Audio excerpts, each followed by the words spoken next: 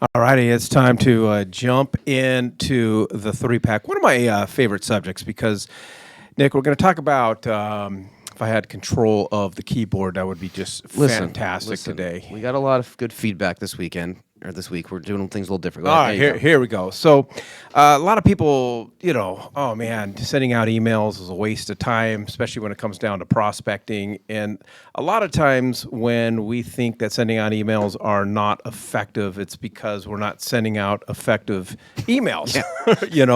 So just because something doesn't work for you doesn't necessarily mean it doesn't work. So we're going to dive into 3 tips to sending out prospecting email. So the first one is, for me, my favorite is the subject line is everything. If people don't open up the email and read the email, then the email doesn't really matter. As far as I'm concerned, the email doesn't really exist. So having a subject line that catches people's attentions, that makes them want to open up, and somewhat's interesting is that's where you got to begin the focus. Because again, if they don't open the email, the content doesn't really matter. So ask yourself, when you're putting together the subject line, what could I put in here that would make me want to open up the email?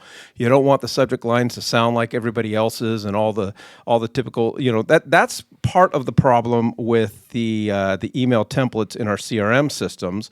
If you don't change the subject lines, then your subject line's the exact same as everybody else's subject lines. For sure. So be creative and interesting. And I think ChatGPT would be, if you give ChatGPT the right instructions, I bet you, I didn't test it yet, and I'm going to test it, but I bet it would give you just a flurry of very creative subject lines. For sure. I mean, so you take the body of the email, you drop it into ChatGPT, explain what the goal of the email is. Do you want them to just read the email? Do you want them to click on something? Do you want them to call you?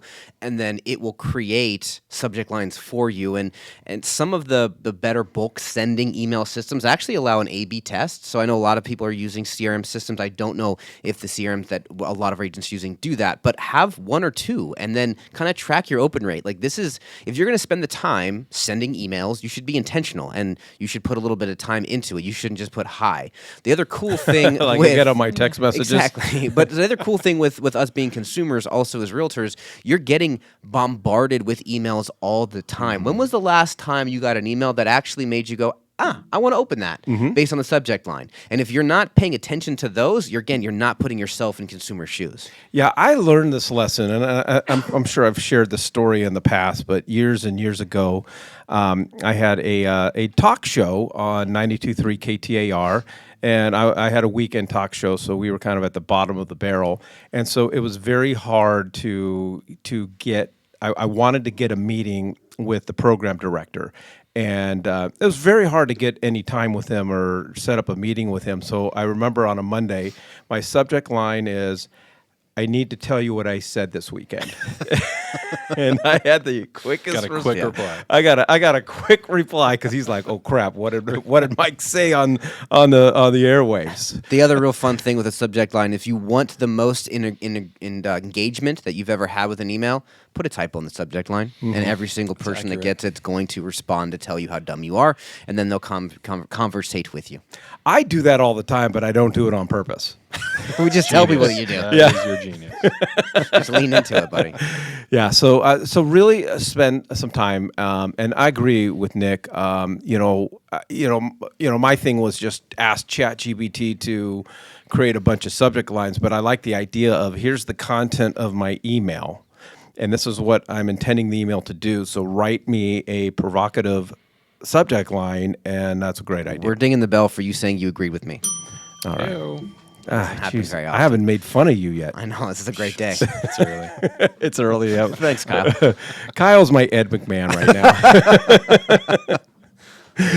All right, number 2, get to the point. I hate when I get emails that I just open it up and the wind is taken from the sails when I see 8 paragraphs that this person is going to expect me to read. And so you have a creative subject line, and then I open up the email, and it is just long, and it is bulky, and each paragraph has 8 sentences, and so most people won't read lengthy emails. I'm going to go far as say most of them won't. So take advantage of the fact that you got them to open it, but make it short, make it concise, get straight to the point. I will, if you ever get an email from me and I've got multiple things I need to talk about, or a sentence or paragraphs are long, I'll just break them up into, very, very short sentences, so it looks like it's going to be easy to read. And when you're selling and when you're prospecting, you obviously want them to read the email, but man, make it. I read and write at the 5th grade level. And a long paragraph. Yeah. Like when I read books, I read novels here and there. When I read them, before I start a chapter, the first thing I do is to see how long the chapter is. Like, like how much time am I going to have Sounds to like my invest? 5th grader. I was just You're- gonna- Exactly. And so one of the books I'm reading right now, like each paragraph is like, or each chapter is like 3 to 4 pages, and I feel like I'm accomplishing stuff.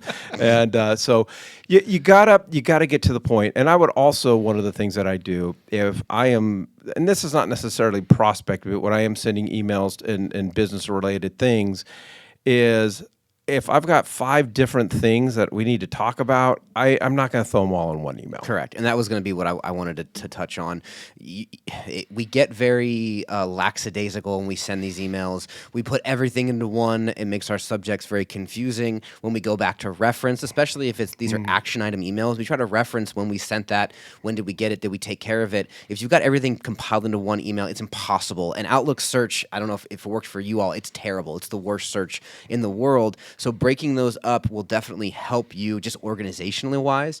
I hesitate in this one because I do think we're getting very much used to using AI to do everything for us, and I don't like that we don't use our brains much anymore, but this would be something else I would leverage AI for. If you do have a lot of content, a lot of information that you're trying to get across to the individual, taking all of that, dropping it into AI and asking it to give you a bullet point summation, you can use AI for that when you're sending those emails. But again, you should be writing emails that way. So if you're having a hard time with it, I would practice trying to be a little more to the point because, I mean, long is relative. If it's more than a few lines, most people are going to skip the email. Yeah. Kyle, you got anything to add to this? I feel bad. You're just No, sitting here like listen, my eye I'm, candy. Yeah, That's what he does, nothing, guys. Nothing of value. It's I tend to be verbose. If you talk to Dean, getting to the point quickly is maybe not my strong suit. So no, I think you guys touched on everything I was about to say. All right, thanks, Kyle. I appreciate that. All right, we won't ask him on that. Don't just hashtag. Let him go first. All right. Okay, I'm just gonna put it up there, and are you ready to I'll go? rate it, yeah. Okay. That's not nice. No. All right, and then have a call to action. You mentioned it on point one, Nick. Before I even start an email, I need to identify what is it that I want the reader to do when they are done reading the email. Yep. And then I reverse engineer it. And then I can write that email in a way to get to the call to action. Same thing whenever we present, if we do a class. I know ahead of time what that call to action is going to be at the end of the class. What do I want the attendees to do when I'm done? And the same thing with emails. What is it that you want them to do at the very, very end? And you need to have a call to action, right? Because, as people, we take the path of least resistance. And so if you don't force me to make a decision, then chances are you're not going to hear from me. And so have some sort of call to action. You can make it simple. It could be, hey, click on this link. If we were sending out an email about a most recent podcast, the email will be short. Say, hey, in this podcast episode, we handle this basic question that investors have. Click on this link to listen to the entire podcast. It can be a simple response. It could be download this. It could be I don't use because I can't pronounce it. The Calendly. There you go. Calendly, yeah. Yeah, Calendly. I don't use it. But I love that option to, hey, we need to talk about this, da da da da da. Click on this link and let's schedule a 15-minute call or something. But there has to be whether they exercise the call to action. You know, it's neither here nor there. If you don't give them an opportunity to respond to a call to action, then it doesn't really exist. And I think the call to action should be the main focus of the email, especially because the focus here is prospecting. You're prospecting emails. You want them to focus on what that call to action is, making the call to action simple, not burying it in the email. Those are very important. If you're not previewing what your emails look like before you hit send, that's very important because, again, you're at the disposal of the email client that your individuals that you're emailing are using. So it could be Hotmail, it could be Gmail, it could be Outlook. So what they're looking at is going to be very different. So making sure that your email is clean, making sure the action item is a button, an image, something that's clear and concise, because we see that a lot. You see emails that come through and they're weird formatting. They're obviously using a CRM system. They didn't go back to edit it. I got an email on Friday from a pretty reputable company that wanted me to look at their product, and it said, "Hi, your name." Don't do that. Those are things that you want to clean up. That's a waste of your time because this is something that you should be doing. And remember timelines. You're sending out these emails on your timeline. When someone reads it and or clicks on the action item, they're doing it at their timeline. So sending them one or two or even three email and not getting a response back isn't necessarily a bad thing. You want to continue to just keep in front of them with your content and not get discouraged if you're not getting a huge amount of opens or a huge amount of click-throughs. You just want to be consistent.